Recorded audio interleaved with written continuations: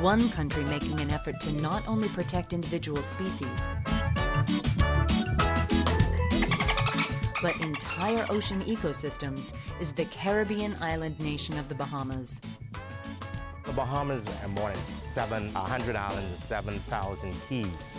And last year we had just over 5 million visitors, spending roughly close to $2 billion. Our marine environment is critical to the success of our tourism industry.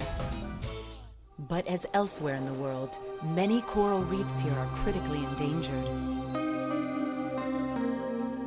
I've seen a lot of changes in the ocean, right here in my back door, particularly in the last 20 years where the water seems to be getting warmer. And we got a lot of the coral bleaching. Probably about 60% of our coral has died here in the Bahamas. Coral reefs, home to over 1/4 of all ocean life, are among the world's most fragile and endangered ecosystems. These habitats are like bustling underwater cities, supporting tens of thousands of animal and plant species.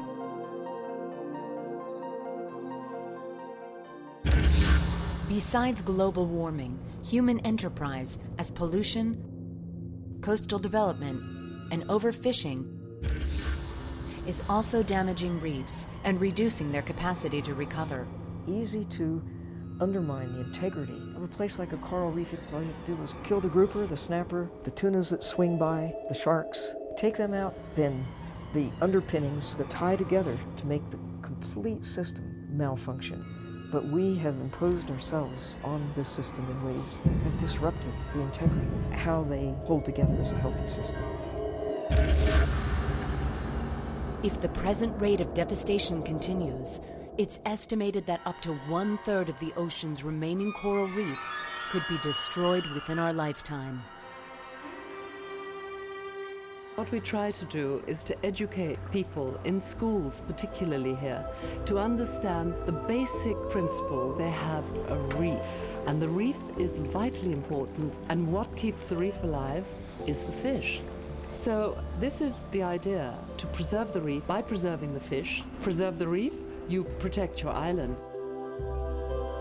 The government took a bold step to outlaw long linings. We believe that overall there is a general acceptance among the local fishermen that there is a need, an urgent need to protect the resources or they will face collapse. As an added approach to protecting coral reefs and undersea biodiversity, the Department of Fisheries recommended the establishment of 20 marine reserves. All of these, fully closed to fishing, act as replenishment areas. Our very existence is linked to a healthy environment. And if we do not protect this resource, if we do not have a clean, pristine, intact environment, then we're going to lose our appeal as a tourism destination.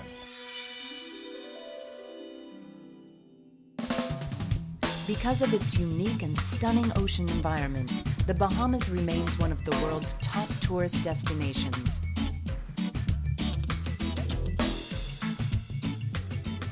I've never swum in the ocean, and it's my first time that I'm going to be in the ocean and swim there and snorkel. I'm very excited.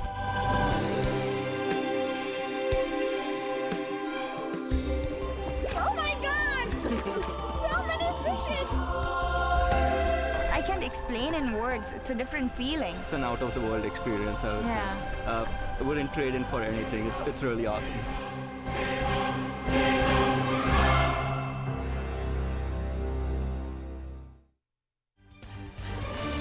In addition to spectacular coral reefs and colorful tropical fish, the Bahamas is also known as the shark diving capital of the Caribbean. The reason this destination has been voted for 10 years in a row as one of the top destinations in the world for interacting with big animals, specifically sharks, is because you can come here, you can see them consistently, day in, day out, 7 days a week, they're here. The first operator here in the Bahamas that really essentially turned it into a commercial production was Stuart Cope. The shark dive experience, when we first started, we were amazed at how quickly it became popular. We have such a huge shark population, so very healthy shark populations, because they're not used for anything. We don't eat them, we don't make soup out of their fins, we don't use their cartilage for medicine, and of course we can't export them, so The sharks are quite safe here. A shark fin might only be worth $100 in the market in Asia somewhere. But every year, that shark being alive and in the waters a mile offshore here generates $100,000 in direct revenue to this country, which means that if you were to go back 10 years, you're talking about that one shark is $1 million apiece. The trickle-down effect of the money is huge. The divers come here, they stay in the hotels, they eat the food in the restaurants, they go to the shops. Probably around $100 million a year of money brought into the country from the sharks. Every year, over 100,000 divers come to the Bahamas, including Nassau and Stewart's Cove, to enjoy exhilarating shark encounters. I wanted to come to the Bahamas because I've never been here before and because they're pretty famous for shark diving. But I am a little scared of diving with sharks because they're a scary thing. They're pinpointed in our culture as a predator and something to be afraid of. To dispel the many negative myths about sharks, Stewart Cove put together a special education program for its divers. The program made me feel a lot more comfortable with diving with sharks. It also opened up my mind that there are so many sharks out there. They told me that most of the sharks that I'll see are Caribbean reef sharks. On the first dive, tourists get used to being in the vicinity of sharks and can observe them from a distance. We do a swim with the sharks first without any food being introduced into the water. We take them down on a beautiful wall right where we have our sharks. We do a swim along the wall, and the sharks come in fairly close, but they're very natural. After they do our dive, they go down and see how beautiful they are and see that they are pretty cool. They come up with a complete different awareness about them. For the second adventure, divers eagerly prepare for their experience of a lifetime. Well, it's time to go, and they say that there's going to be like 30 or 40 sharks out there, which is going to be really fun. And I'm just waiting. I'm waiting to get in the water. Our Caribbean reef sharks over the last few years have learned that when they see our divers, that they're going to get fed. There's no danger whatsoever to our divers because they realize that the divers aren't the food. At that point, you have very, very close interaction with the sharks. The sharks will actually rub up against you.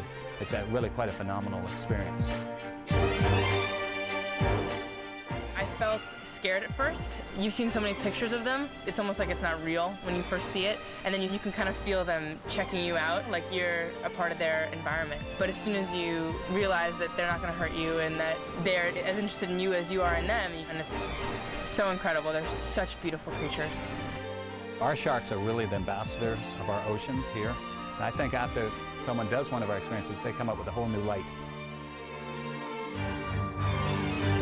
After having gone diving with these sharks and seeing how beautiful and peaceful and wonderful they are, I would be much more prone to becoming proactive to protecting them.